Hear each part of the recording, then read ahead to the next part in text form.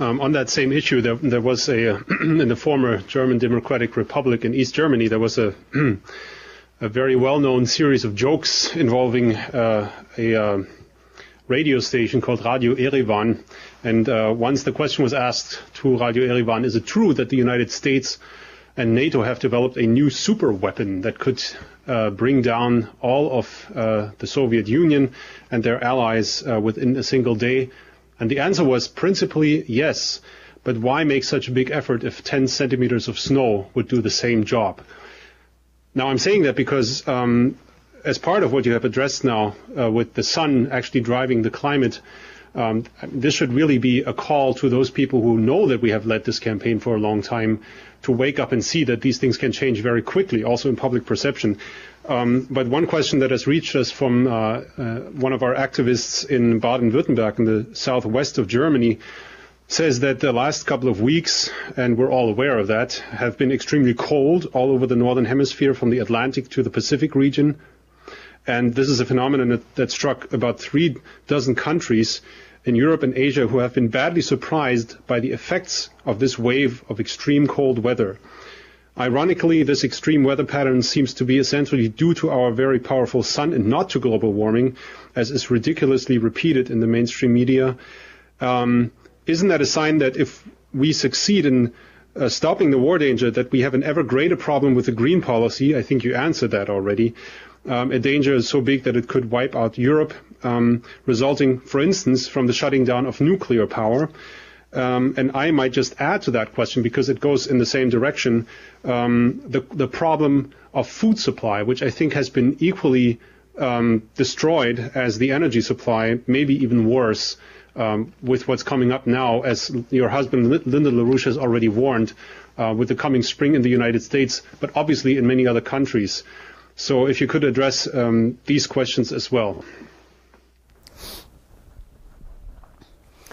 Well, I think it is very, very clear that greenism, the environmental policy, is simply, belonging to a kind of thinking which does not allow for mankind to continue to progress.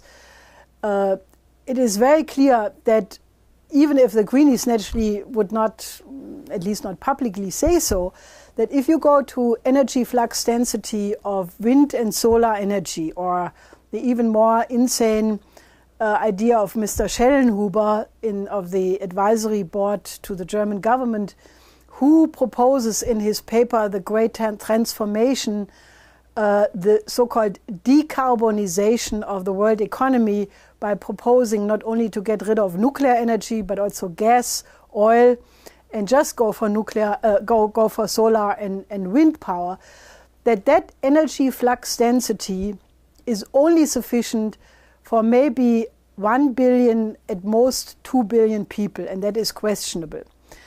Now, if you ask then the question, who should decide who are the people who should vanish?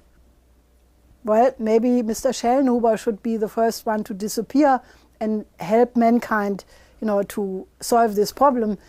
But that's obviously a joke, or at least an attempt to joke. But, obviously, these people who are pushing these policies clearly want to reduce the world population. And, if you look at the present EU policy towards Africa, it is very clear that behind that is the policy of Cecil Rhodes. They may not say it, but it is de facto so. Cecil Rhodes, who at the turn of the 19th to the 20th century had the idea to depopulate Africa from black people, to have only white, landowners sitting on their large mansions overlooking beautiful lakes and keeping a couple of black slaves around for their service. That policy is more or less what is still on the agenda, because the EU goes to African countries and talks about good governance. Before you can have any credit, have good governance. Cut your payments for your social service. Cut your investment in education systems. Pay back your debt. Reduce the living standard. Pay back your debt. And, fortunately, China is there, and they say, okay, we go to Africa and we go for not sermons on Sunday, but we give hard business. We want your raw materials, but we give you infrastructure development instead. And I have not met one African who does not prefer that kind of a policy to the Germans of the EU. Now, obviously, that is not the solution, and you know, we need real African development because the continent is in absolute danger to really die, even despite of these investments. But I think, you know, the correlation of energy flux density and population potential is a clearly demonstrable policy. And whoever says, let's go to wind and solar, or even the absurdity, build desert tech in the Sahara and then have gigantic cables to bring that solar energy to Europe, I mean, this is just a complete bestial world outlook. So I think that the necessary question is, you know, that we should really have an education campaign.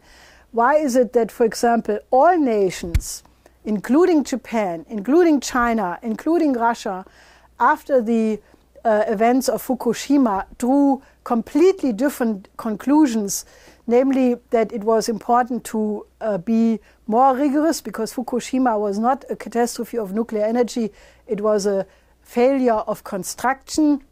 If there would have been a certain barrier just 2 meters higher, nothing would have happened. If they would have put aggregates into the on the ceiling instead of the basement. So it was a mechanical problem. And the only conclusion which Russia, China, Japan, Korea, and other nations drew out of Fukushima was to say, okay, if there are some problems with these ancient light water reactors, then let's go for a crash program for inherently secure high temperature reactors, of the fourth generation of the thorium cycle. These are reactors who have a physical principle which shuts them down at the slightest problem. And let's go for the next higher energy flux density, which is thermonuclear fusion power. Now, I think we need a rethinking. I think that the consequences of the energy exit conducted by the Merkel government, which are already visible now, I mentioned the 20% of Mittelstand leaving the country, I think people will start to rethink that. And I think we need a rational debate, you know, what is the principle of energy flux density? Why is an increase of energy flux density absolutely crucial for the long-term survival of civilization? And I think the work which my husband started to do with the basement in recent period, where we put out tremendous documentations about what is the law of the real physical universe in terms of these anti-entropic developments, which you can prove through the existing fossils, through the existing traces in geophysical terms. I think that that is an argument which will revolutionize the entire natural science. It will do it in other countries, and if Germany doesn't want to totally drop out of the community of scientifically oriented countries, it better rises up to these developments.